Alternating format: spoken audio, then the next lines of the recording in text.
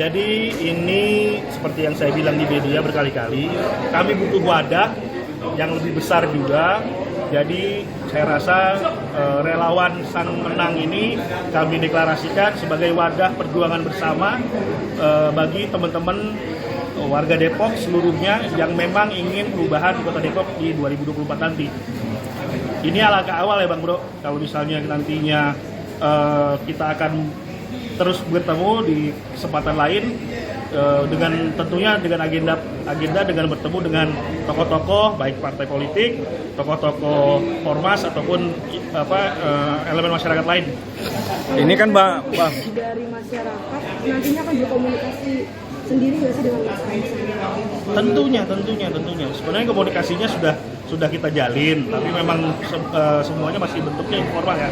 Kami hanya ngobrol by WA gitu-gitu. Teman-teman relawan sih malah yang lebih intens untuk mendekati Mas Kaisang itu. Sejauh ini komunikasi dengan Mas Kaisang seperti apa Bang? Apakah memang sudah fix dia untuk maju di sini atau seperti apa? Makin kesini makin serius. Yang tadi awalnya kita hanya bercanda, karena ini kita kan anak muda nih lagi guyon gitu ya.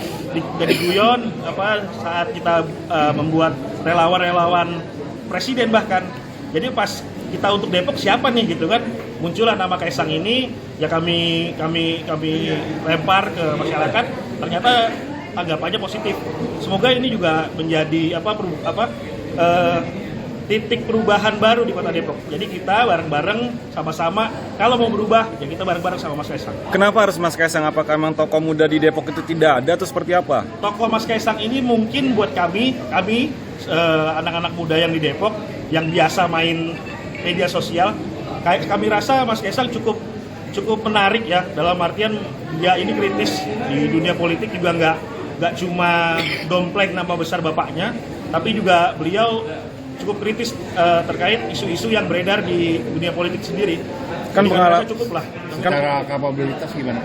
Kalau secara kapabilitas dengan manajerial perusahaannya beliau yang se-Indonesia Raya ya, saya rasa cukup untuk dan mampu untuk memajukan Kota Depok di tahun 2020. Saya Nitya Anissa, saksikan program-program Kompas TV melalui siaran digital, pay TV, dan media streaming lainnya. Kompas TV, independen, terpercaya.